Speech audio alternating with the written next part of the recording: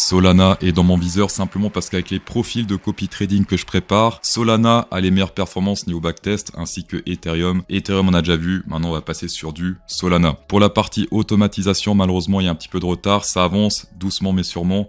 Mais dans tous les cas, je vous tiendrai au courant une fois que ça sera disponible et public sur la chaîne CryptoSauce. Solana sur du long terme, pour l'instant, on ignore tout ce qui est Fibonacci à gauche. On s'intéresse aux ranges parallèles, puisqu'également sur le Solana, les ranges parallèles fonctionnent plutôt bien sur du moyen terme, voire même du long terme. J'ai simplement pris tous ces points pivots là, je les ai reliés, pareil pour ceux du bas, et on a ce range qui s'est créé. Et ce qui est extrêmement intéressant avec ces points pivots là, c'est simplement si on duplique le range du bas et on le met sur le top, ça indique simplement la target du pump qu'on a fait sur le Solana, avec un support également, enfin la résistance qui s'est transformé en support. Pour l'instant, on se fait rejeter par cette résistance à la baisse. Pour l'instant, plus grand chose, jusqu'à environ 110 $ sur le Solana, ce qui est plutôt bas. Donc ici, pour moi, sur du moyen terme, une entrée optique, ce serait sur du encore 23% de dump sur Solana. Point positif, souvent, ça se rattrape très rapidement. Quand on a cassé ce range à la baisse, souvent, très rapidement, on est remonté, hop, on est remonté, on est remonté, on est remonté. Donc pas mal de whales qui sont intéressés par acheter sur le bottom de ce range. Les longueurs et les shorters sur Binance, pour l'instant, sur du plus long terme, c'est plus du haussier, donc il y a plus de longueurs que de shorters qui rentrent. Cela dit, sur du moyen terme, ce qui peut être intéressant, c'est d'attendre des corrections, donc pas mal de shorters qui rentrent afin de les punir par la suite. Et exemple, dans cette zone-là, on est monté une fois là, une deuxième fois dans cette zone-là. Pas mal de shorters sont rentrés dans cette zone-là, beaucoup de shorters, hop, on vire tout. Pas mal de shorters sont rentrés ici. Là, c'était le seul qui a viré un petit peu de manière bizarre, parce qu'on a simplement retesté la résistance de ce range parallèle avant de se refaire rejeter à la baisse. Celui-ci a mieux fonctionné. Pour l'instant, on est également sur une sorte de dump. Selon moi, pas encore ultra important, mais suffisant pour refaire des petits pumps court terme, puisque là, clairement, on a fait une bougie plutôt rouge. Comparé à l'historique en tout cas, et quand il y a beaucoup de shorters qui rentrent, c'est un petit peu dangereux de suivre ces shorters, en tout cas sur du court terme. D'ailleurs, on peut le voir ici, beaucoup de shorters sur cette bougie-là, et qu'est-ce qui s'est passé 2 jours plus tard? Hop, on a tout pris à la hausse, 17% de pump sur Solana. Les profits et les pertes extrêmement intéressants sur Solana, simplement parce que quand il y a beaucoup de profits, en général, c'est là qu'il faut prendre des profits. Quand il y a beaucoup de pertes, c'est là qu'il faut commencer à s'intéresser à acheter. On a des exemples plutôt concrets. Ici, clairement, fallait TP. Ici également, là, c'était extrêmement intéressant pour recharger parce qu'après, gros pump par la suite. Pour rappel, sur du on-chain, c'est jamais du millimètre près. Ici, par exemple, on a fait un léger plus bas creux avant de vraiment monter. Ici, pareil, tout le monde en perte. On a fait une sorte de double bottom avant de monter, prendre tout le monde à la hausse. Avec beaucoup de monde en profit. Puis là, qu'est-ce qui se passe? Et bien forcément, hop, on se pète la gueule. Zone plutôt intéressante pour recharger sur Solana, c'était toute cette partie rouge là. Alors pour l'instant, on est plus ou moins sur les mêmes niveaux que la partie rouge précédente, mais avec moins de rouge. Est-ce que ça y est, les gens sont déjà en profit sans barrer de Solana? Très bonne question dans tous les cas. C'est la première fois depuis maintenant 2020 qu'on a autant dans le rouge sur Solana. Pour l'instant, on n'a pas encore tant pump que ça. Et d'ailleurs, dans cette zone là, on est descendu un petit peu avec de nouveau des gens qui sont en perte, qui ont transféré des Solana à perte. Pour les personnes qui apprécient toutes ces données underground que je partage, une installation de pouce bleu ferait extrêmement plaisir. On va passer sur Kiyotaka Solana qui pour l'instant propose seulement 2 exchanges, Binance et Bybit, ce qui est déjà plutôt pas mal. On peut voir que c'est un petit peu plus bordélique que sur le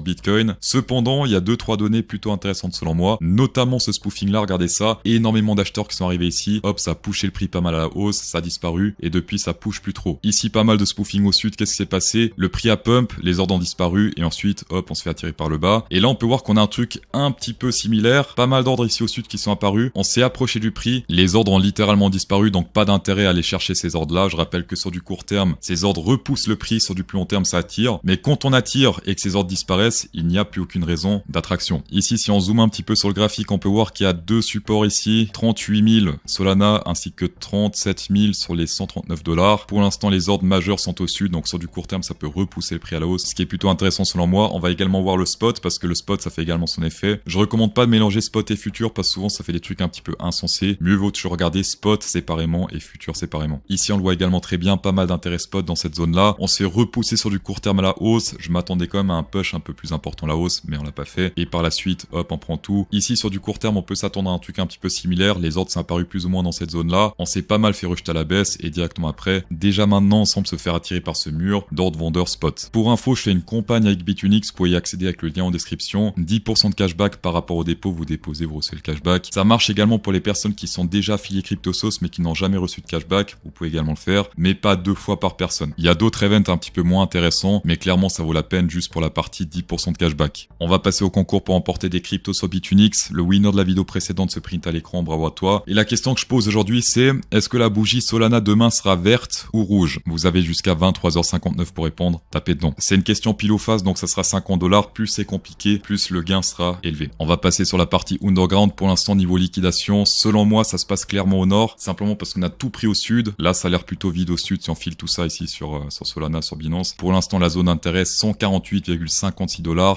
1,8 milliard au total sur Binance, ce qui est énorme. Donc ici, clairement, 148, même 149 dans le viseur chez CryptoSauce. Solana Open Interest, à ne pas confondre avec les liquidations. Là, c'est simplement les ouvertures de position qui sont défendues par les whales. Sur ce graphique, si on met pas trop de tolérance, on peut voir que la zone des 136 a fait effet de support, pas mal d'ouvertures de position, 36 millions d'ouvertures. La prochaine résistance ici autour des 150$. Ici, on peut voir qu'il y a pas mal de positions qui sont fermées et donc ne font plus office de support ou de résistance. Pour l'instant, sur du court terme, spot au nord, liquidation au nord, et même ici, on peut voir que plus grand chose niveau Open Interest au nord, et donc on a pas mal d'espace pour l'instant encore au nord sur le Solana. En tout cas, ça c'est d'après les données on-chain. Il y a un graphique que j'aime pas trop, ça c'est vraiment ceux du long terme, et donc ne devrait pas trop impacter Solana sur du court terme. Il s'agit de la Bitcoin dominance qui explose totalement. Pour l'instant, plus grand chose peut nous retenir jusqu'à au moins ici 69 ou même 70% de Bitcoin dominance. Pour rappel, la Bitcoin dominance, c'est l'argent qui est dans le Bitcoin comparé à l'argent qui est dans les autres cryptos. Mais clairement, si on reteste cette zone, même si Solana pumpera d'ici là potentiellement, eh bien je m'exposerai encore plus au Solana, simplement parce que c'est souvent ici que historiquement les alt season, court terme, moyen terme, voire même long terme, ont commencé. Dans tous les cas, merci d'avoir checké la vidéo, ça fait extrêmement plaisir. Tous mes affiliés sur Bitunix passent VIP 2 demain et dimanche, tapez dedans. Un pouce bleu pour ceux qui l'ont pas encore fait ferait extrêmement plaisir, et bon week-end.